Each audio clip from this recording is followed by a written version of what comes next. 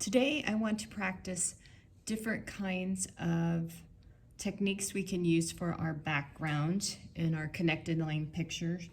And to begin this, you will need to make some boxes on a piece of paper. Now, if you're using a piece of copy paper, please put something under it if you're using a marker so that it doesn't bleed through. Otherwise, you should have an extra piece of thicker paper in your folder. So, to start, I want you to make a box at the top, and you can tell about how big that is in relationship to the rest of the paper. And above it, I want you to write hatch.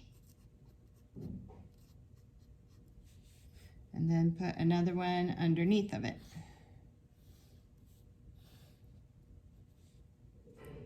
Over here, we'll make another box, just the best that you can, be neat about it. And I would like you to write crosshatch. Crosshatch, okay? There we go. And a second box under that.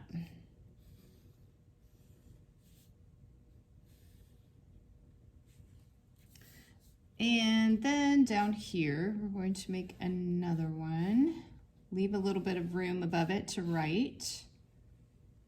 And we're going to write the word stipple. Okay, and the last one, this is our last one. And I need you to write the word scumble. Okay, all right, let's get started. We'll go back up to here, and hatch just means that you are making lines, just not going over the top of each other, but just individually. So when I do it, I'm going to pull it across like this. Sometimes you can stop short, and then you let up on the pressure, and you get a nice trail off on your line. Let's go a different direction. Give me some diagonals too. Make it one nice continuous line.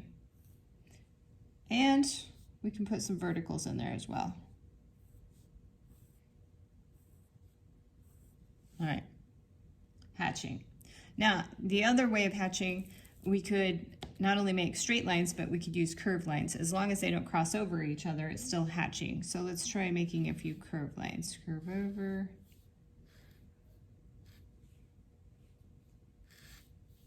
Put some short in there.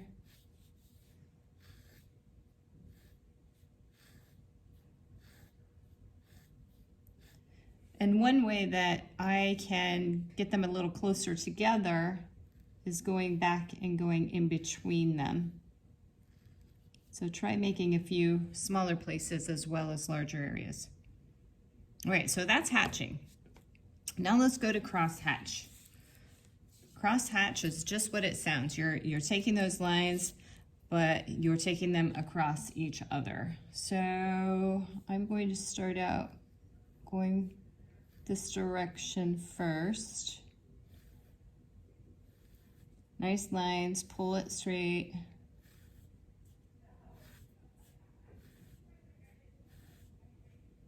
All right, now let's go the other direction over the top of it.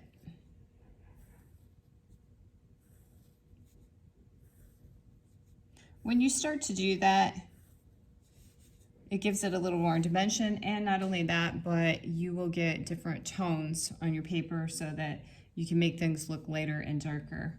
And then if I want to make it even darker, and giving it a little more dimension, I could go this direction.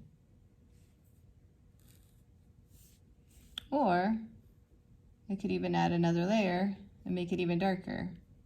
So try that. All right, let's go down to this one, crosshatch. Now, we did curved lines over here, so we're going to do a few over there and see what the feel of it is. It has a lot different feel to it when we start going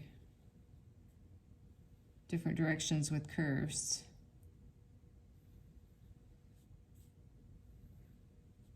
feels like a lot more movement.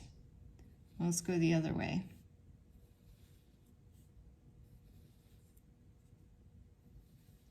And you notice I'm picking up from the edge and just going without stopping. Put some closer together, far apart, see what happens. A lot of dimension out of that one.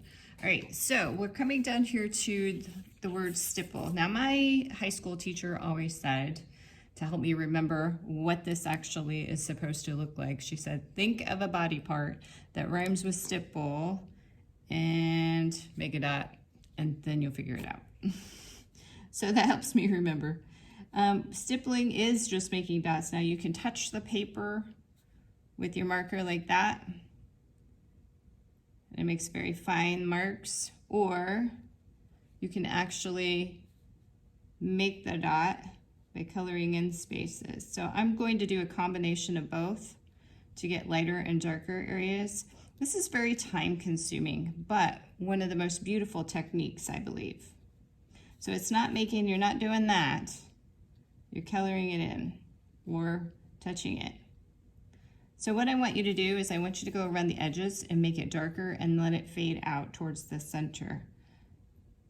So I'm going to get it started so you can see it. And then I'll come back to it and I'll finish it in just a minute.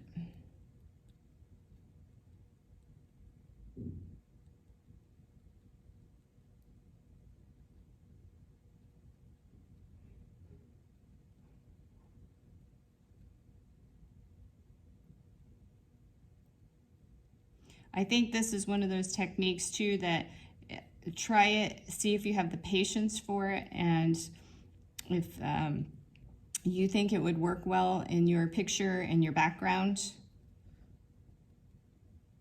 then go with it. I love this technique. I love how it looks. All right, I'll come back to that one. And this last one is scumbling. And scumbling is a controlled scribbling. So I'm going to do it off to the side here and just show you what it looks like when I'm doing it if I was doing it large. Sort of like a figure eight, but if I make perfect figure eights and do that, that's going to not look as random as what I want it to look. So if you can make your hand shake while you're doing it, like you haven't had anything to eat for 2 days, like that. All right, so do it inside the box because I want to see that you have control over it. You would have to have control over it if you were doing it as a background on your paper or if you're using it for something else someday. This makes great foliage, like if you're doing an illusion that maybe there's foliage on the top of a tree or a bush. So I want you to start out dark and then I want you to let it get lighter. And if you keep going back over a spot like that, you can make it really dark. And then I'm just going to let it kind of like fade out as I go across here. Very random. Shake your hand. Okay?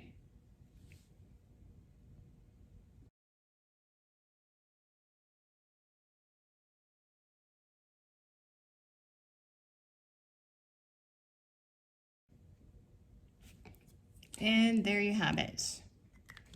All finished with our different techniques.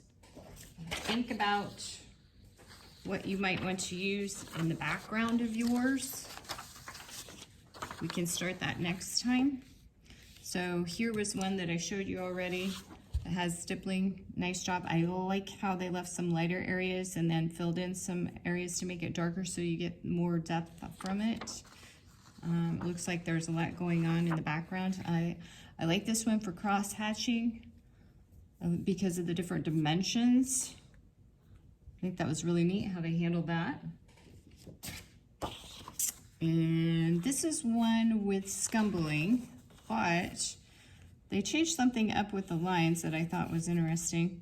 And that was they added a little bit of pop of color so that you could see that it spells out the word love. So some different backgrounds. If you were using just hatching, You could lay a ruler down and get a couple of lines started first if you wanted to make them all the same. So decide which one that you would like to use for next time.